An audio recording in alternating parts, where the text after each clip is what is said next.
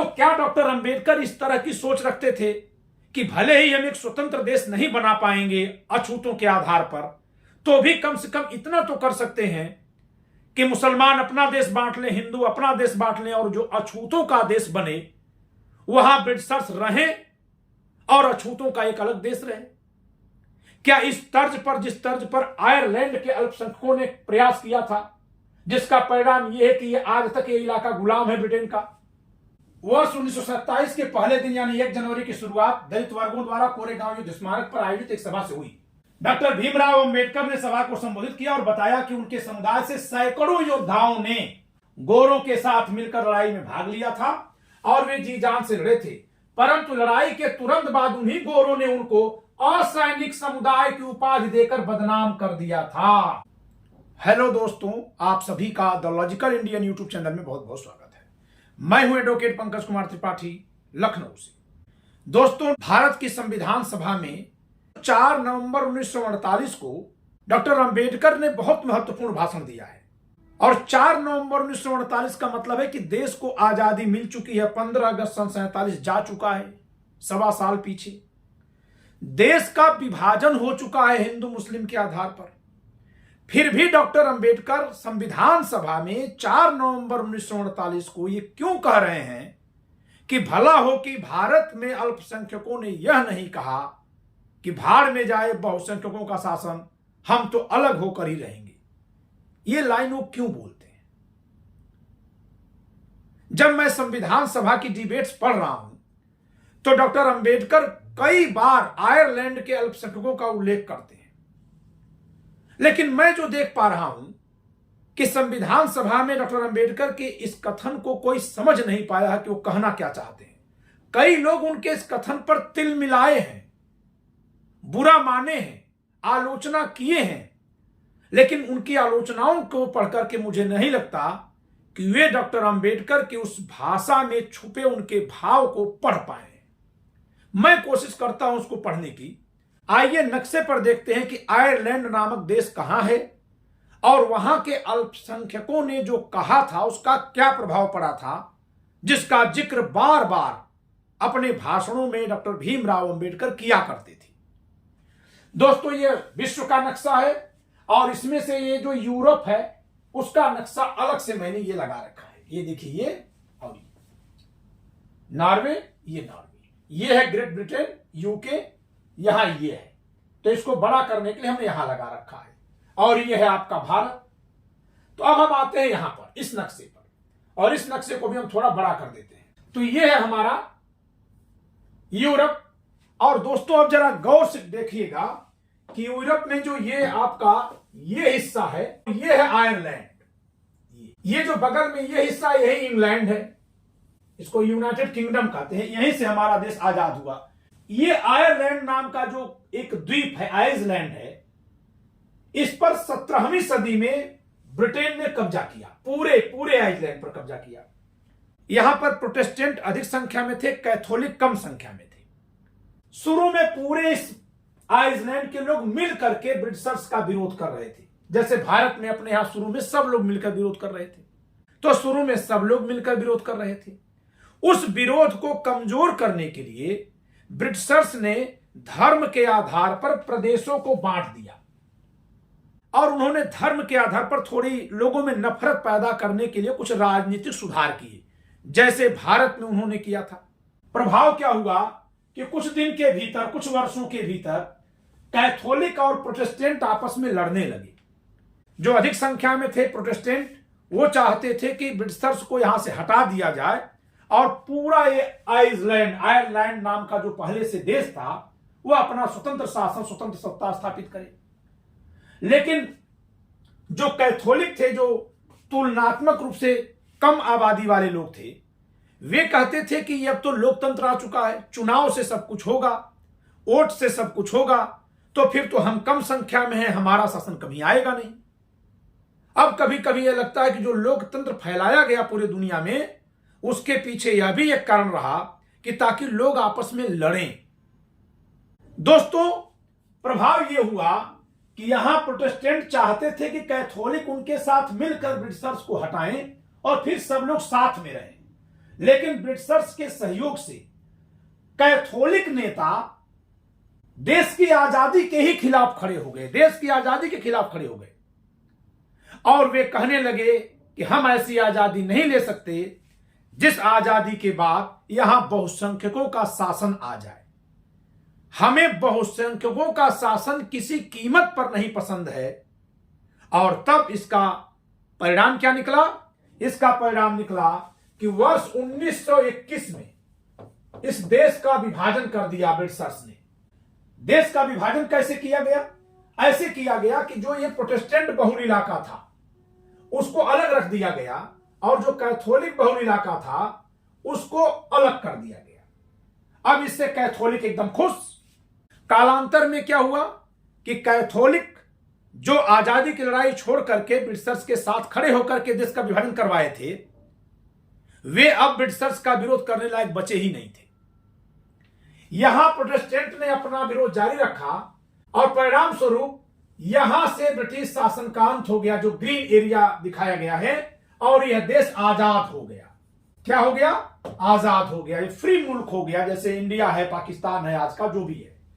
लेकिन ये जो हिस्सा था वो आज के पाकिस्तान जैसे आजाद नहीं हो पाया। विभाजित तो हो चुका था या कर दिया गया, लेकिन वो आजाद नहीं हो पाया क्योंकि उन लोगों ने अपनी आजादी की लड़ाई ही छोड़ दी थी। आज भी ये गुलाम हैं।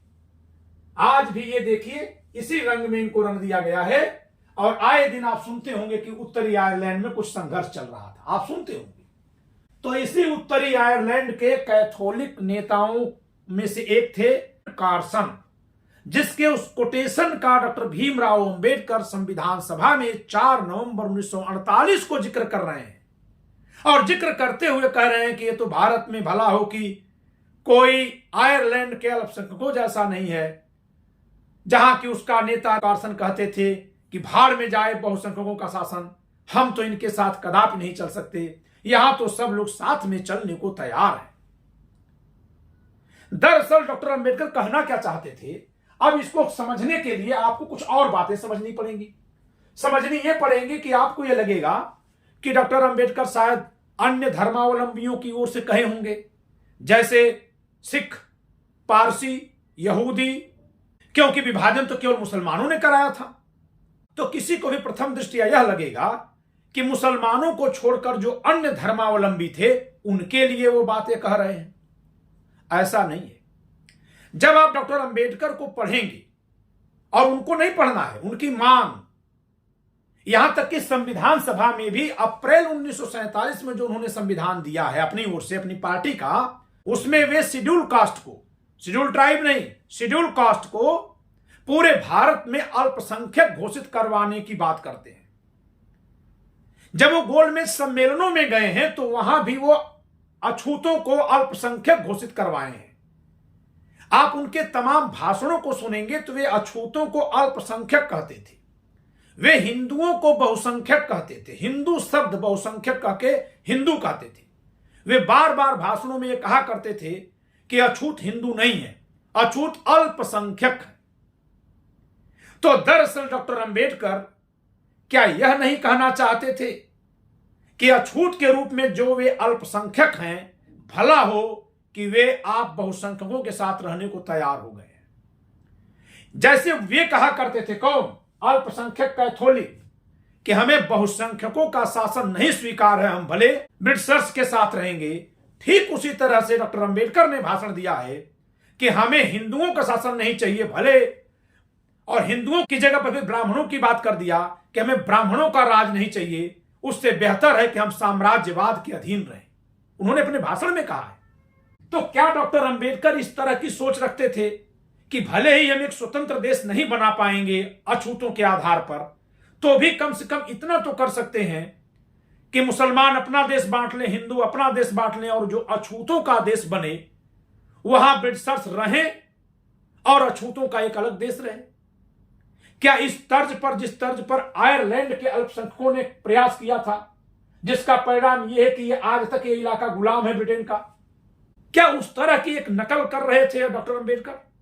जब मैं आयरलैंड के अल्पसंख्यकों का पूरा मूवमेंट पढ़ रहा हूं और डॉक्टर अंबेडकर के पूरे भाषणों को देख रहा हूं सन 27 से 28 से आगे से और आजादी के बाद, विभाजन के बाद संविधान सभा तक में, तो मेरे दिमाग में एक बात कौंध रही है कि डॉक्टर अंबेडकर जो आयरलैंड के अल्पसंख्यकों को हमेशा एक रोल मॉडल के तौर पर पेश कर रहे हैं, संविधान सभा में एक दिन पुरुषोत्तम दास टंडन बहुत भड़क जाएंगे और वे भी नाराज होंगे। उनके उस बात को आदिवासी नेता जयपाल सिंह जी समझ नहीं पाएंगे, उनको लगेगा कि उनके लिए कहा जा रहा है। बाद में पुरुषोत्तम दास टंडन जी उसको स्पष्ट करेंगे कि मैं किन के लिए कह रहा हूं, तब जयपाल सिंह जी उस पर सहमत होते हैं। तो क्या, क्योंकि ये बात अपनी स्पष्ट नहीं कहते हैं, डॉक्टर अंबेडकर कभी स्पष्ट नहीं करते हैं बात, लेकिन कहते हैं कि आयरलैंड के अल्पसंख्यक तो साथ में रहने को तैयार नहीं हुए, उससे बढ़िया उन्होंने साम्राज्यवाद को चुना। और ये बात जब वो आजादी के पहले कह रहे थे, विभाजन से पहले कह रहे थे, तब तो लोगों के समझ में नहीं आ रही थी। लेकिन जब विभाजन के बाद में संविधान सभा में भी यही बात कह रहे हैं कि भला हो कि भारत के अल्पसंख्यकों ने आयरलैंड के अल्पसंख्यकों का रास्ता नहीं अपनाया, नहीं तो क्या होता। तो डॉक्टर अंबेडकर कहना क्या चाहते थे, आज इसी विषय को स्पष्ट करने के लिए मैं डॉक्टर अंबेडकर का 4 नवंबर 1948 का भाषण और 5 नवंबर 1948 पर उनके उस भाषण पर जो आपत्ति करते हुए एचबी कामत ने भाषण दिया है, इन दोनों का प्रासंगिक अंश आपको यहां दिखाऊंगा। ये एचबी कामत साहब का भाषण चल रहा है। ये मध्य प्रांत और बरार क्षेत्र यानी आज के मध्य प्रदेश के इलाके से आने वाले संविधान सभा सदस्य थे, जनरल सीट से आए थे और 5 नवंबर 1948 को ये डॉक्टर भीमराव अंबेडकर के उस भाषण का जवाब देने में बोल रहे हैं जो डॉक्टर भीमराव अंबेडकर एक दिन पहले संविधान सभा में बोले हुए हैं। श्रीमान डॉक्टर अंबेडकर के भाषण में मेघों का घोर नाद था और थी उसमें चपला की चमक, किंतु उसमें न थी शक्ति प्रदायनी, स्फूर्ति संचारणी, जीवन दायनी अमर ज्योति। भारत में अल्पसंख्यकों के संबंध में जो कुछ उन्होंने कहा वह मैंने सुना। मैं नहीं समझ सका कि किस आधार पर उन्होंने यह कहा कि किसी अल्पसंख्यक जाति ने वह पथ नहीं अपनाया जो कि आयरलैंड के संघर्ष में स्वतंत्र आंदोलन में अल्पसंख्यक वर्ग ने अपनाया था। ये बात जरा सुनिए, डॉक्टर अंबेडकर ने 4 नवंबर 1948 के संविधान सभा के अपने भाषण में यह लाइन बोली है, जिसको कोट करते हुए एचबी कामत आलोचना कर रहे हैं, सवाल कर रहे हैं क्या कि मैं यह नहीं समझ सका कि किस आधार पर उन्होंने कहा, डॉक्टर अंबेडकर ने यह कहा कि किसी अल्पसंख्यक जाति ने वह पथ नहीं अपनाया जो कि आयरलैंड के संघर्ष में स्वतंत्र आंदोलन में अल्पसंख्यक वर्ग ने अपनाया था, और जिसका भास कार्सन के रेडमोंड को दिए गए उस उत्तर से मिलता है जिसका जिक्र डॉक्टर अंबेडकर ने अपने भाषण में किया है, और जिसमें उसने यह कहा था कि भाड़ में जाए तुम्हारे आश्वासन, हम तुम लोगों से शासित होना नहीं चाहते। ये कार्सन के शब्द थे जिसको एक कोट कर रहे हैं डॉक्टर अंबेडकर संविधान सभा में। किस दिन? 4 नवंबर 1948 को, कि भला हो कि भारत के किसी अल्पसंख्यक वर्ग ने स्वतंत्रता आंदोलन में वह रुख नहीं अपनाया जो कार्सन आयरलैंड के अल्पसंख्यक नेता ने अपनाया। और वो क्या कहते कार्सन के ओर से कि भाड़ में जाए तुम्हारा आश्वासन, यानी भाड़ में जाए बहुसंख्यकों का आश्वासन। किस बात का? कि देश को आजाद हो जाने दो, हम साथ साथ रह लेंगे। महात्मा गांधी यही बात तो कहते थे, सारे नेता यही बात तो कहते थे कि हम पहले देश को आजाद करा लें, फिर हम अपनी आंतरिक समस्याओं का समाधान कर लेंगे। डॉक्टर अंबेडकर ठीक इसके उलट कहते थे। रिकॉर्ड पर कह रहा हूं, बहुत सारे भाषण के मौजूद हैं, सदन के भीतर के भाषण मौजूद है, संविधान सभा के भीतर, आंतरिक संसद के भीतर, कि नहीं हमें आजादी बाद में चाहिए, पहले हमें हमारा हक चाहिए, हमें ब्रिटिशर्स ऐसे छोड़कर नहीं जा सकते। ये सब कुछ कहा है उन्होंने। तो डॉक्टर अंबेडकर भी संविधान सभा में भी यही बात कह रहे हैं, देश के विभाजन के बाद भी ये बात कह रहे हैं कि आयरलैंड के अल्पसंख्यक वर्ग ने जो काम किया वो भारत के किसी अल्पसंख्यक वर्ग ने नहीं किया। तो इस पर एचबी का मतलब क्या कह रहे हैं? ये कह रहे हैं कि डॉक्टर अंबेडकर ने इस उत्तर का जिक्र करने के पश्चात कहा है कि किसी अल्पसंख्यक वर्ग ने भी भारत में इस प्रकार की हट नहीं पकड़ी, वरन इसके विपरीत यहां तो सब अल्पसंख्यक वर्गों ने यह मान लिया कि बहुसंख्यकों का राज्य हो, और वह भी ऐसी हालात में जबकि यहां बहुसंख्यक वर्ग अनिवार्य रूप से सांप्रदायिक होगा, न कि राजनैतिक। ये अंबेडकर ने 4 नवंबर 1948 को कहा है, जबकि देश का विभाजन हो चुका है। तो बहुसंख्यक कौन है? हिंदू। हिंदुओं पर आरोप लगाते हुए कह रहे हैं कि भला हो कि अल्पसंख्यकों ने, और अब ये अल्पसंख्यक किसको कह रहे हैं? ये अपने आखिरी समय तक संविधान सभा में संविधान को बदलवाने में लगे हुए थे कि अछूतों को अल्पसंख्यक मान लिया जाए। अपनी अंतिम तक कोशिश किए हैं, और जिसका सबसे बड़ा प्रमाण है इनके द्वारा दिया गया वह एक ड्राफ्ट कॉन्स्टिट्यूशन जो इनकी पार्टी की ओर से है, जो अप्रैल 1947 में संविधान सभा को दिया गया था, जिसमें ये भारत की सभी अनुसूचित जातियों को अल्पसंख्यक घोषित करवाने की बात करते हैं। उनके लिए अलग बस्ती की मांग करते हैं, उनके लिए अलग इलाके की मांग करते हैं, उनके लिए प्रतिवर्ष 5 करोड़ रुपए उनका मकान बनवाने के लिए और प्रतिवर्ष 10 लाख रुपए उस समाज के लोगों को विदेश में उच्च शिक्षा के लिए पढ़ने भेजने के लिए मांग करते हैं, उस संविधान में मांग करते हैं। आप कल्पना करके देखिए दोस्तों कि उस समय के 5 करोड़ रुपया या 10 करोड़ रुपया या 10 लाख रुपया पूरे बजट का कितना रहा होगा। यानी कि यह हमेशा अल्पसंख्यक के तौर पर किसको पेश करते थे? अनुसूचित जाति को। जनजाति को जी नहीं, जनजाति को नहीं, आज के पिछड़ों को जी नहीं, वे तो इनकी निगाह में सवर्ण थे, ये कहते भी थे सवर्ण, हिंदू कहते थे। तो क्या डॉक्टर अंबेडकर अब जब देश विभाजित हो गया, मुसलमान जा चुके थे, तो जो अल्पसंख्यक वर्ग नहीं कोई विरोध किया, सब यहां तो मान गए, जबकि यहां बहुसंख्यक वर्ग अनिवार्य रूप से सांप्रदायिक होगा मतलब कम्युनल हो जाएगा, यानी इनके खिलाफ भेदभाव करेगा। आज तक आजादी के बाद से 75 वर्षों में कभी आपने देखा कि दलित विरोधी राजनीति हुई है भारत में? लेकिन डॉक्टर अंबेडकर कह रहे थे कि हमारे खिलाफ लोग कम्युनल हो जाएंगे। हुए क्या? तो क्या डॉक्टर अंबेडकर अनुसूचित जाति के जरिए कार्सन को आदर्श मानते हुए यहां कोई विकल्प सोच रहे थे? इस वाक्य का प्रयोग इन्होंने अपने भाषण में संविधान सभा में देश के आजादी के बाद, देश का इस्लाम और हिंदू के नाम पर विभाजन हो जाने के बाद भी क्यों किया? और यहां इन्होंने एक आशंका भी जाहिर कर दी कि जबकि यहां बहुसंख्यक वर्ग, मैं फिर से कह दूं कि इनकी निगाह में बहुसंख्यक वो है जो हिंदू है, और इनकी निगाह में हिंदू में अछूत जातियां नहीं आती हैं। ये आजादी के बाद भी कहेंगे, संविधान बन जाने के बाद भी यही बात कहेंगे। लेकिन एचबी कामत साहब इनके इस बात को समझ नहीं पा रहे हैं कि ये क्यों बार बार ऐसा कह रहे हैं, या हो सकता है कि समझते रहे हों, वे लोग भी इनके बात का जो भाव था उसको छुपा करके उसको हिंदू बनाम मुसलमान की तरफ मोड़ रहे थे। तो जरा देखिए एचबी कामत साहब क्या कह रहे हैं।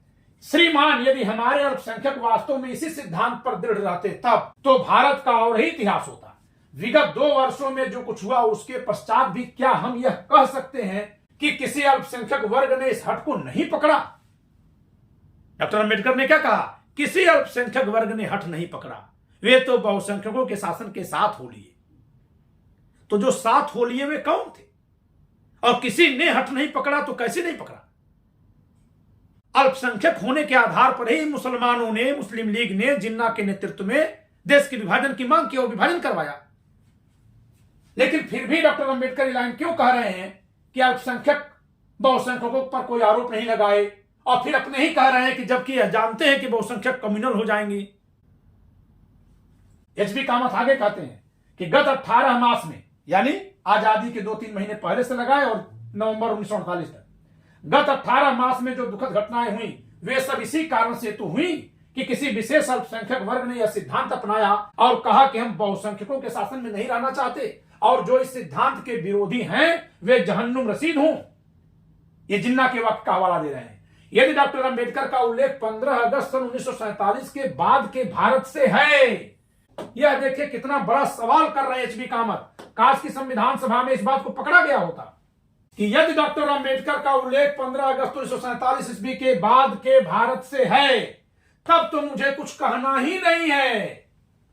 पर यदि वे 15 अगस्त 1947 से पूर्व के भारत के बारे में ऐसी बात का उल्लेख कर रहे हैं, तब तो मैं उनके कथन में कोई तथ्य नहीं पाता। यानी यदि ये 15 अगस्त 1947 जब विभाजन हुआ उससे पहले के संदर्भ में बात कह रहे हैं, तब आज वो प्रासंगिक नहीं है। मैं उनके कथन में कोई तथ्य नहीं पाता। लेकिन यदि आजादी हो जाने के बाद और अल्पसंख्यकों के आधार पर विभाजित हो जाने के बाद यदि वे कह रहे हैं कि बहुसंख्यक आगे चलकर कम्युनल हो जाएंगे और अल्पसंख्यकों ने भला कि कहीं विद्रोह नहीं किया, साथ में हो लिए, तो मुझे अब कुछ कहने के लिए बचा नहीं है। यही बात एच.बी. कामत यहां कह रहे हैं। वे यह कैसे कह सकते हैं कि ऐसा कोई अल्पसंख्यक वर्ग न था जिसने यह कहा हो कि हम संरक्षण नहीं चाहते और न चाहते हैं आपसे शासित होना? ऐसा कैसे कोई नहीं था? मुस्लिम लीग ने तो यही किया ना। अंततः पाकिस्तान बना और हमें गत 18 मार्च की दुखद घटनाएं देखनी पड़ी। यह सब तो इसी कारण से हुआ कि एक विशेष संस्था ने यह रट लगाई, हमें संरक्षण नहीं चाहिए, हम तो अपना राज्य अलग बनाना चाहते हैं। संरक्षण का मतलब वे कानून जो अल्पसंख्यकों के लिए विशेष अधिकार के तौर पर उनको संरक्षण देने के लिए बनाए जाते हैं। तो मुस्लिम लीग ने कह दिया था कि हम इन संरक्षण कानूनों के भरोसे हिंदू बहुसंख्यक के साथ नहीं रह सकते, हमें अलग करिए। यही बात तो वहां कैथोलिक ने कही थी। फिर डॉक्टर अंबेडकर देश के विभाजित हो जाने के बाद भी, धर्म के नाम पर ही विभाजित हो जाने के बाद भी ये लाइन क्यों बोल रहे हैं और उसमें आयरलैंड के अल्पसंख्यकों का उल्लेख क्यों कर रहे हैं? आयरलैंड के अल्पसंख्यकों का उल्लेख आज भी करना कब, जब बगल में पाकिस्तान बन गया है, यह क्या दर्शाता है? क्योंकि जिस दिन भारत का विभाजन हुआ और पाकिस्तान बन गया, उस दिन भी अगर हम आयरलैंड के अल्पसंख्यकों से भारत के उन अल्पसंख्यकों की तुलना करें जिन्होंने यहां देश का विभाजन करवा लिया, तो एक अंतर इन दोनों में दिख रहा है। किसमें किसमें? आयरलैंड के अल्पसंख्यक जिस दिन भारत की संविधान सभा में अंबेडकर भाषण दे रहे थे, उस दिन भी ब्रिटेन के साथ उन्हीं के शासन के नीचे जिंदगी जी रहे थे, जबकि पाकिस्तान की मांग करने वाले ब्रिटेन के अधीन नहीं थे, स्वतंत्र मुल्क हो गए थे। तो आखिर आज के दिन जब संविधान सभा में संविधान का निर्माण हो रहा है, उस दिन भी डॉक्टर अंबेडकर को आयरलैंड के अल्पसंख्यक नेताओं की याद आ रही है। यह क्या दर्शाता है? अब आप उनके 1940 के भाषण को सुनिए, जब सेकेंड वर्ल्ड वॉर चल रहा था, जब कहा गया था कोई सेना में भर्ती नहीं होगा, तब वे महारों में जाकर के भाषण देते हैं कि तुम इस समय सेना में भर्ती हो जाओ, तुम्हारा पुराना गौरव हासिल होगा। यह अलग बात है कि उनके कहने पर महार शामिल तो हुए, लेकिन खुद डॉक्टर अंबेडकर बाद में कहते हैं कि हमें शामिल तो किया, लेकिन हमें कभी फ्रंट पर नहीं भेजा, सिर्फ सामान ढोने के काम में लगाया। चुनौती देकर इस बात को कह रहा हूं, डॉक्टर अंबेडकर के वांग्मय से मैं दिखा सकता हूं। ये डॉक्टर अंबेडकर का संपूर्ण वांग्मय है, हिंदी वॉल्यूम 37, पृष्ठ संख्या 208 और ये है 209। 209 पर आप देखिएगा, सेना में अपनी पूर्व स्थिति पुनः प्राप्त करें, महारों के बीच जाकर के ये भाषण देते हैं। कब? 28 जनवरी 1940 को, जिस समय सेकेंड वर्ल्ड वॉर चल रहा है। किसके साथ जाने की बात कर रहे हैं? ब्रिटिशर्स के। जबकि उस समय भारत में क्या हो रहा था? भारत में हो रहा था कि हमारे लिए अच्छा मौका है कि हम विरोध करें और अंग्रेजों को भगाएं यहां से। तो फिर ये क्या करते हैं? Doctor B R. अंबेडकर ने 28 जनवरी 1940 को रत्नागिरी का दौरा किया, जहां उनका सैनिक दर्जे वाली महार सेना के नए भर्ती हुए सैनिकों द्वारा स्वागत किया गया। इस अवसर पर उन्होंने सवर्ण, कुणबियों और साथ ही अस्पृश्य जाति के सिपाहियों दोनों के सामने एक संक्षिप्त वक्तव्य दिया। क्या लिख रहे हैं? डॉक्टर अंबेडकर द्वारा कुणबियों और महारों दोनों से आगे आने और सेना का अंग बनने की अपील की गई। कुणबी वहां एक जाति है जो अछूत तो नहीं है, और अछूत नहीं होने के कारण सवर्ण माना जाता था उसको, इसीलिए वो कह रहे हैं सवर्ण कुणबी जाति। तो इन दोनों जातियों के लोग भर्ती हुए थे, उनके जो रेजिमेंट थी उसी में भाषण दे रहे हैं, उनकी जो सैनिकों की टुकड़ी थी। डॉक्टर अंबेडकर द्वारा कुणबियों और महारों दोनों से आगे आने और सेना का अंग बनने की अपील की गई। यह अपील उस समय की गई जब हाल ही में भर्ती हुए अनेक महार सैनिक एक नेता के रूप में डॉक्टर अंबेडकर को अपना सम्मान प्रकट करने के लिए एक समूह के रूप में पिछली शाम वहां आए थे। जो सेना के रूप में भर्ती थे वे यहां भाषण क्यों सुन रहे हैं? 1940 में युद्ध चल रहा है। क्योंकि डॉक्टर अंबेडकर आजादी की लड़ाई में नहीं थे। क्या आपने ब्रिटिश इतिहास में कोई ऐसी घटना देखी जिसमें ब्रिटिश सैनिकों को संबोधित करने सरदार पटेल को बुला दिया गया हो, या ये गए हो संबोधित करने, या महात्मा गांधी को बुलाया गया हो, या सुभाष चंद्र बोस को बुलाया गया हो, या पंडित जवाहरलाल नेहरू को बुलाया गया हो? आखिर डॉक्टर अंबेडकर कैसे चले जा रहे हैं ब्रिटिश सैनिकों को संबोधित करने, और संबोधन में कह क्या रहे हैं, जरा इसको सुनिए। डॉक्टर अंबेडकर ने उनके सेना में दाखिल होने के निर्णय की प्रशंसा की, उनके सेना में दाखिल होने के निर्णय की प्रशंसा की। क्यों? क्योंकि उस समय भारत में आजादी की लड़ाई लड़ने वाले लोग ब्रिटिश सरकार को असहयोग करने की बात कर रहे थे, और 2 साल बाद भारत छोड़ो आंदोलन शुरू होगा, जो आजादी की लड़ाई का आखिरी आंदोलन था। तो उन्होंने बताया कि जातिगत पूर्वाग्रहों के कारण उनके लिए सेना की नियुक्ति बंद थी, उनके लिए मतलब महारों के लिए।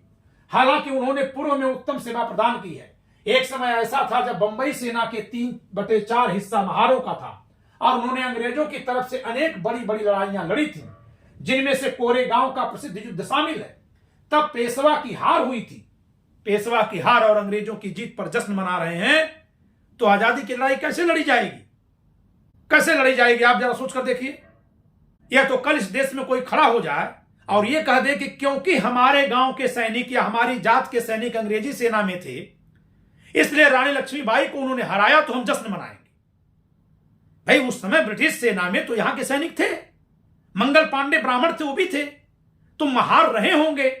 लेकिन महारों के सहयोग से अंग्रेजी सेना भारत के किसी राजा को हरा रही है, इस पर कोई जश्न मना रहा हो सन 1940 में आकर, तो सहजता से समझा जा सकता है कि वो ब्रिटिश सरकार से क्या सोच करके लगाव रख रहा था। आप जरा देखिएगा यहां पर। और उन्होंने अंग्रेजों की तरफ से अनेक बड़ी बड़ी लड़ाइयां लड़ी थी, जिनमें से कोरेगांव का प्रसिद्ध युद्ध शामिल है। तब पेशवा की हार हुई थी और अंग्रेजों ने अपनी प्रधानता स्थापित की थी। उन्होंने कहा 1857 के गदर के बाद अन्य वर्गों ने सेना में प्रवेश कर लिया, उनके पूर्वाग्रहों का आदर किया जाना था, और इस कारण महारों की भर्ती रुक गई। जबकि यह झूठ है। डॉक्टर अंबेडकर के ही कथन से मैं साबित करूंगा कि यह झूठ बात वो कर रहे हैं। सैनिकों में बल भरने के लिए बोल रहे हैं। अब नए भर्ती हुए सैनिकों पर सेना में अपनी पुरानी स्थिति पुनः प्राप्त करने की जिम्मेदारी बन जाती है। डॉक्टर अंबेडकर पूरी तरह से अंग्रेजी सरकार और सेना के साथ खड़े हैं। 1942 में ही इनको वायसराय का एक मेंबर बना लिया जाएगा। लेकिन मैं आपको एक और घटना इनकी पढ़ाता हूं। अब ये देखिए यहां पर क्या लिख रहे हैं डॉक्टर अंबेडकर। ये doctor Ambedkar writings and speeches, Hindi वांग्मय खंड 35 के पृष्ठ संख्या 299 पर उनका एक भाषण छपा है, महार लोग युद्ध प्रिय रहे हैं। अब जरा देखिएगा कि इसमें वे क्या लिख रहे हैं। वहां तो कहा था कि सेकेंड वर्ल्ड वॉर में भर्ती हो जाओ, लेकिन जब भर्ती हो गए, लड़ाई खत्म हो गई, तब क्या निष्कर्ष निकालते हैं डॉक्टर अंबेडकर, इसके बारे में जरा जान लीजिए। महार लोग युद्ध प्रिय रहे हैं। ईस्ट इंडिया कंपनी की सेना जो पेशवा की सेना से लड़ी थी और जीती थी, उसमें महारों में से भर्ती की गई थी। पेशवा और ब्रिटिश के बीच अंतिम युद्ध पुना जिले में कोरेगांव में लड़ा गया था। उस युद्ध की स्मृति में अंग्रेजों ने कोरेगांव में एक स्तंभ स्थापित किया था। उस स्तंभ पर उन जवानों के नाम खुदे हुए हैं जो अंग्रेजों की ओर से युद्ध में शहीद हो गए थे। उनमें 10 में से 9 नाम महारों के हैं। यह तथ्यात्मक रूप से झूठ है। 10 में से 9 से लिखा ना। अब यहां आइए 37वें में देख लीजिए। यह हिंदी वांग्मय का 37वां भाग, और इसमें पहले ही पन्ने पर लिखा हुआ है। वर्ष 1927 के पहले दिन यानी 1 जनवरी की शुरुआत दलित वर्गों द्वारा कोरेगांव युद्ध स्मारक पर आयोजित एक सभा से हुई। यह 1 जनवरी 1927 का भाषण है। उस वर्ष दलित वर्ग के सभी ख्याति प्राप्त नेताओं ने इस सभा में भाग लिया। यह पहली बार कोरेगांव में सम्मेलन हुआ है। डॉक्टर भीमराव अंबेडकर ने सभा को संबोधित किया और बताया कि उनके समुदाय से सैकड़ों योद्धाओं ने गोरों के साथ मिलकर लड़ाई में भाग लिया था और वे जी जान से लड़े थे, परंतु लड़ाई के तुरंत बाद उन्हीं गोरों ने उनको असैनिक समुदाय की उपाधि देकर बदनाम कर दिया था। पढ़िए, डॉक्टर अंबेडकर के ही लेख से पढ़िए कि परंतु लड़ाई के तुरंत बाद उन्हीं गोरों ने उनको असैनिक समुदाय की उपाधि देकर बदनाम कर दिया था, क्योंकि सवर्ण हिंदू उनसे अछूतों जैसा व्यवहार करते हैं और घोर घृणा करते हैं कि वे अस्थायी जीविका के साधन न होने के कारण मजबूरी बस गोरों की सेना में भर्ती हुए। मतलब कोई भी व्यक्ति, विदेशी सत्ता आई, महारों के दम पर सत्ता पाई, फिर उस सत्ता ने महारों को निपटाई। ऐसा हो सकता है क्या?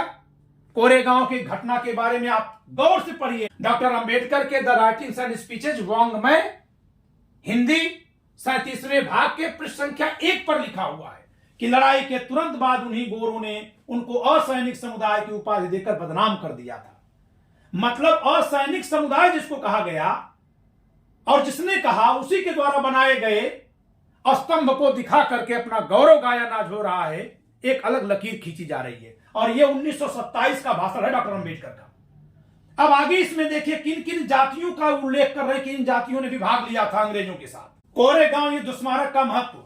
तथापि अछूतों की गोरों की सेना विशेषतया बंबई सेना में विगत काल में हुई भर्ती ने अछूतों को एक सुनहरा मौका प्रदान किया था जहां वे अपना शौर्य और वीरता देश के भीतर व बाहरी लड़ाई के मैदान में दिखा सकें, और गोरे साहबों ने उनकी भरपूर प्रशंसा की थी। जनरल मैलकॉम ने बंबई अधिकारियों व सिपाहियों की कर्तव्य निष्ठा के लिए प्रशंसा की थी। जनरल मैलकॉम ने सन 1816 में निदेशक मंडल के सचिव को लिखकर इस बात की पुष्टि की थी कि बंबई सेना में सभी वर्गों, ध्यान देना दोस्तों, ये कोरेगांव को लेकर जो नकली नौटंकी चल रही है इस देश में, तथ्यों के आधार पर खंडन कर रहा हूं। जनरल मैलकॉम ने सन 1816 में सचिव को पत्र लिखकर के इस बात की पुष्टि की थी कि बंबई सेना में सभी वर्गों और सभी धर्मों जैसे हिंदू, मुसलमान, यहूदी, ईसाई धर्म के लोग थे। महाराष्ट्र के हिंदुओं में परवरिश यानी महार संख्या में राजपूतों व कुछ दूसरी सवर्ण जातियों की संख्या से कहीं अधिक थे। भाई आप अधिक थे, कम थे, सब थे ना। कोरेगांव की लड़ाई में सवर्ण नहीं है। उस समय लोग सेना में आजीविका के लिए भर्ती होते थे, भाड़े पर लोग लड़ते थे, महार ये कार्य नहीं करते थे। जो लड़ाकू कौमें कही जाती थी, मार्शल कौम शब्द जो आया है वो किस बात का आया है कि उस समय जब युद्ध जो है एक नैतिक और वैध पेशा था तो तमाम लोग अपने को सेना के तौर पर तैयार रखते थे, और जब कहीं कोई राजा उनको भाड़े पर बुलाता था तो वे युद्ध के सामान में हिस्सा लेने के बदले में जाकर युद्ध करते थे।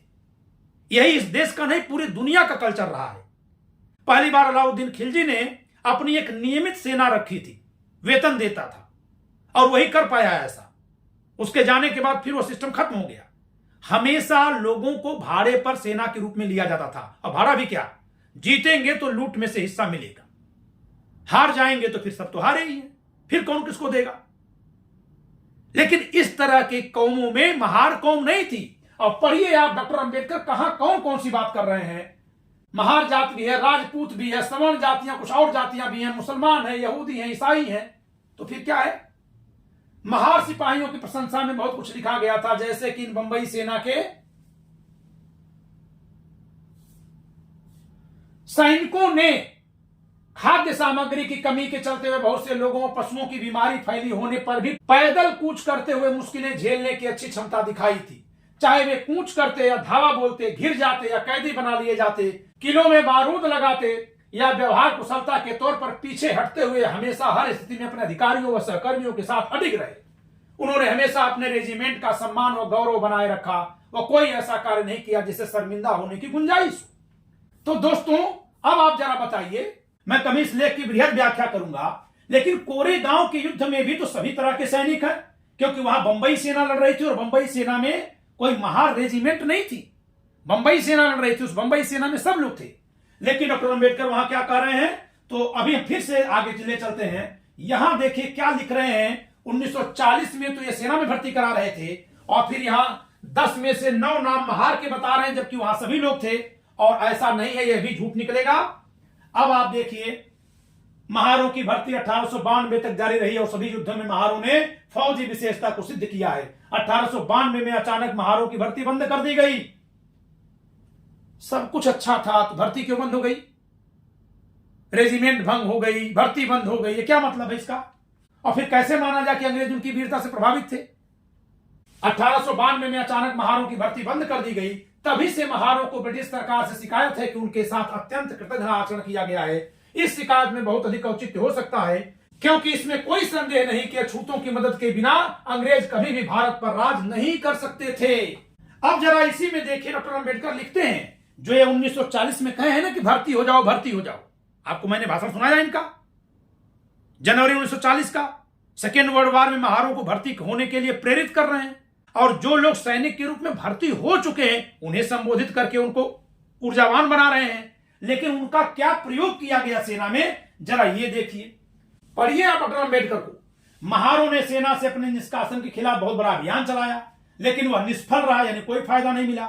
1914 के युद्ध के दौरान ब्रिटिश सरकार ने मजबूर होकर उस निषेध को हटा दिया और एक महार बटालियन स्थापित की, यानी फर्स्ट वर्ल्ड वॉर की बातें कर रहे हैं। और भाषण कब दे रहे हैं? 1940 में। और सेकेंड वर्ल्ड वॉर कब खत्म होगा? 1945 में। तो बताएंगे कि सेकेंड वर्ल्ड वॉर में कौन सा प्रयोग किए। ध्यान रखिएगा, और धैर्य रखिएगा थोड़ा सा। यह बिल्कुल युद्ध के अंतिम दिनों में गठित की गई थी।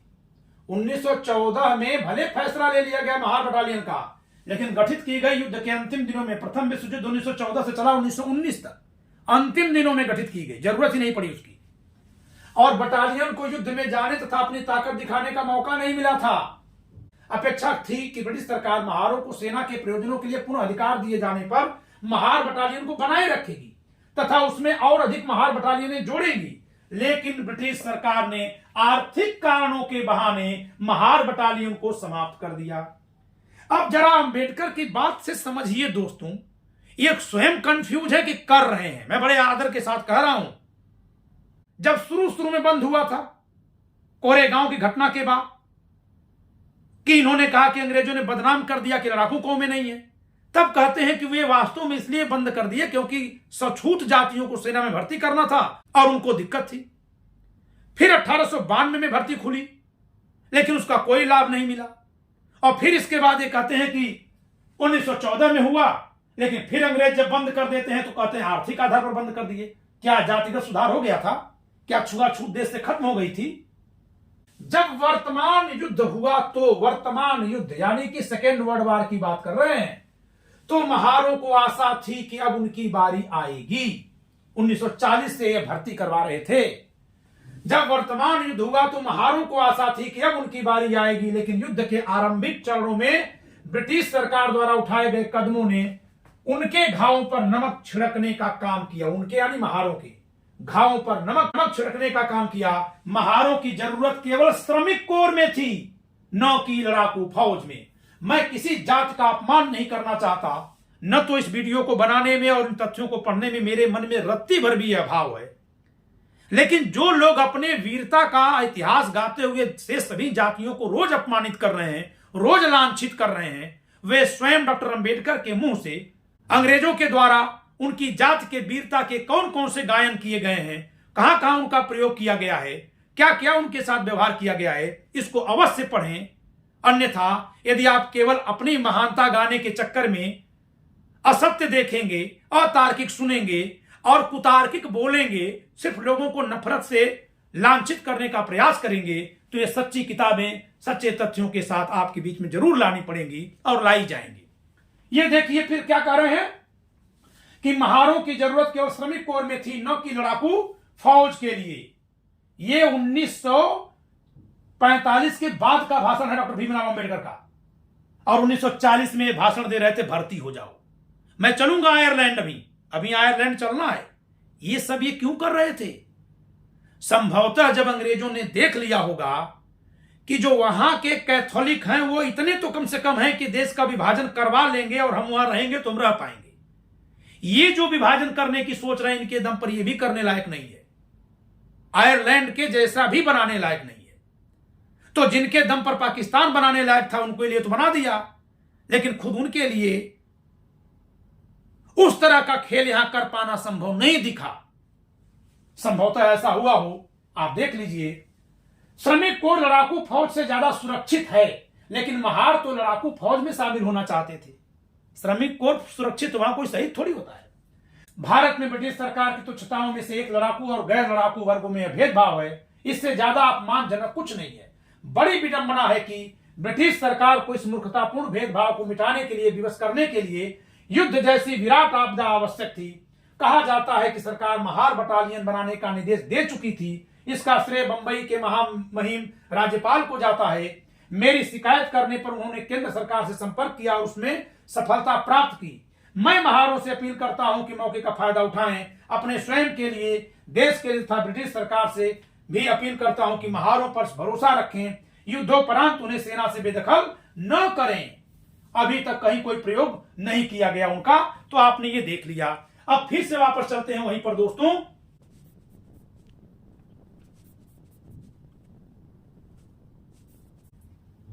तो दोस्तों आप जरा बताइए कि यहां पे क्या लिख रहे हैं कि 15 अगस्त 47 से पूर्व भारत का उल्लेख करते, तब तो मैं उनके कथन में कोई तथ्य नहीं पाता, लेकिन अगर उसके बाद भी ये कह रहे हैं तो मुझे कुछ कहना ही नहीं है। देश आजाद हो गया है, फिर भी आप कह रहे हैं कि अल्पसंख्यक वर्ग ने यदि वह सिद्धांत नहीं अपनाया है, तो ये क्या कहने का मतलब है इनका?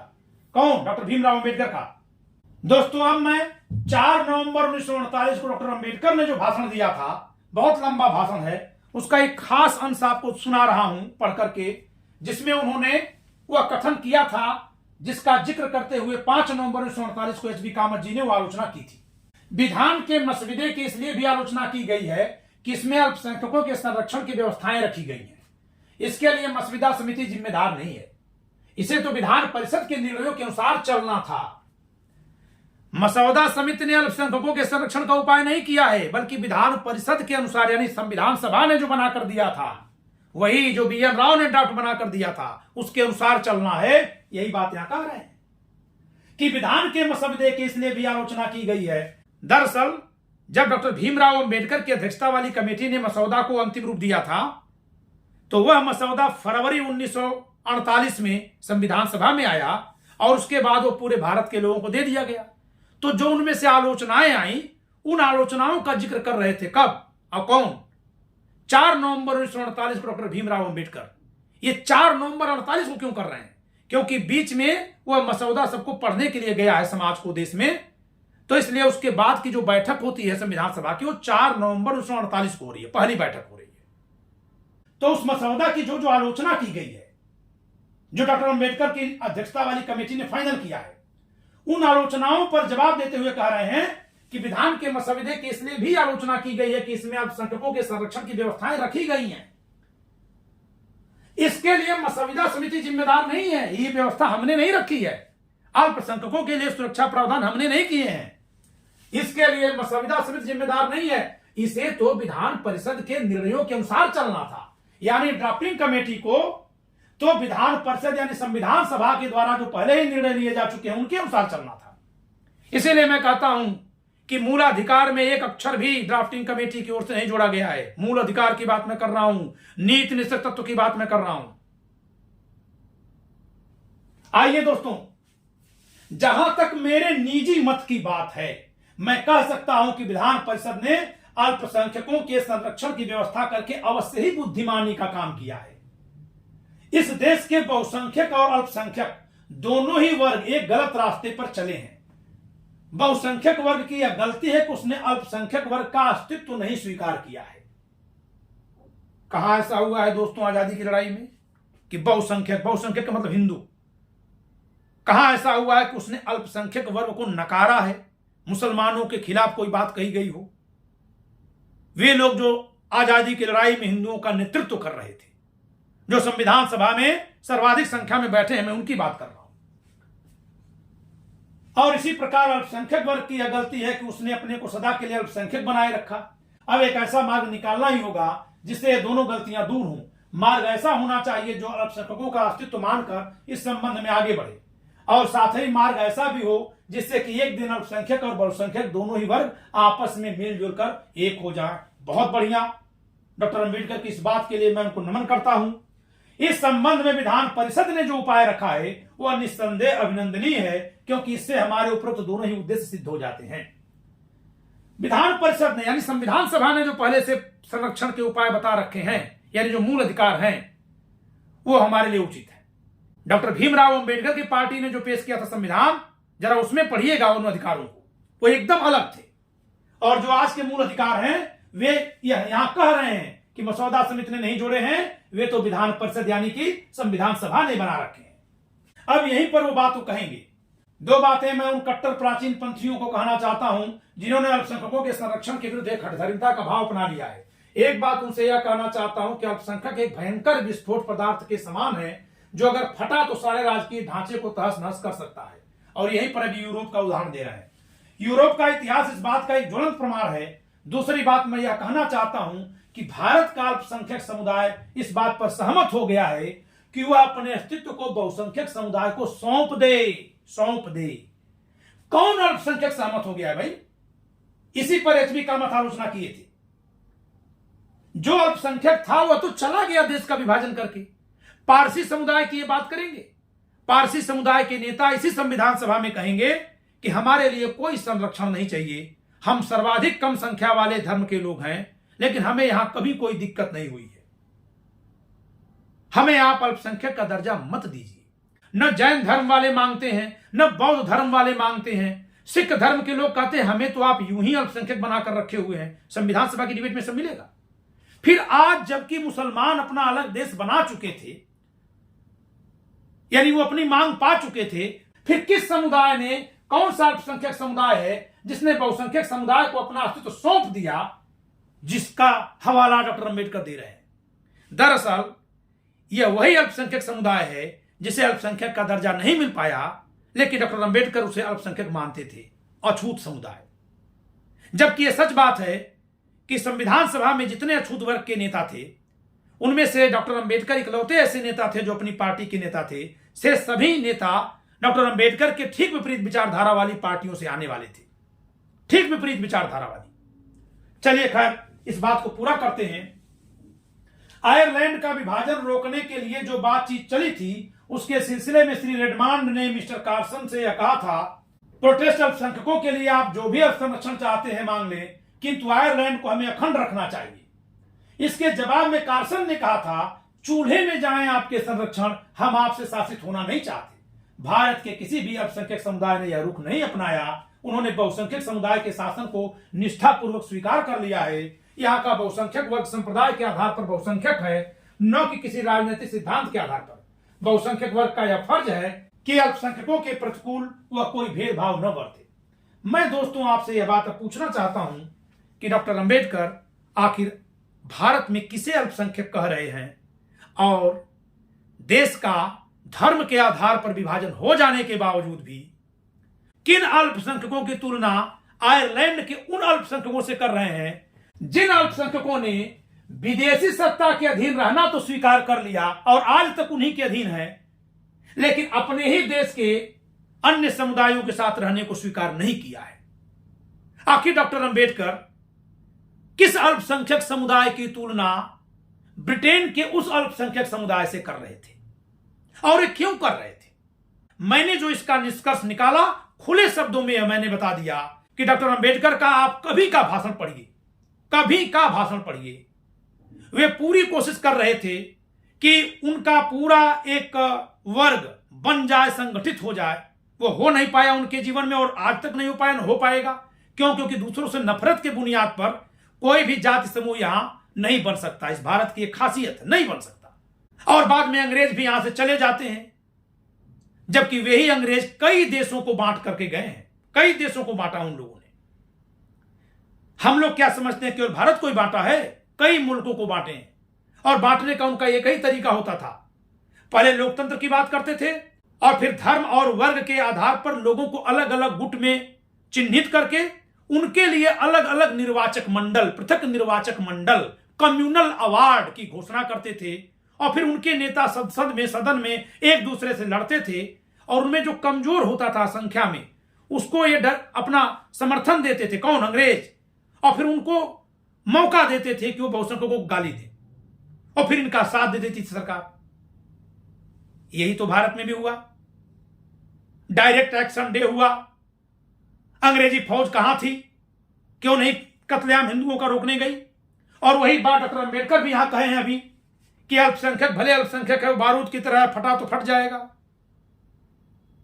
लेकिन अभी जो मैंने महार रेजिमेंट का हस्त्र बताया, इतिहास बताया, उसको लेकर के अंग्रेजी सरकार का जो भाव था, वो जो मैंने बताया, क्या उससे भी यह लग सकता है? क्या उससे यह नहीं लगता कि अंग्रेजों ने डॉक्टर अंबेडकर के इस नेतृत्व को आयरलैंड के उन अल्पसंख्यकों के नेतृत्व के बराबर का मजबूत नहीं समझा होगा, और तभी अंग्रेज यहां से चले गए, उस पॉलिसी पर कभी अमल नहीं किए।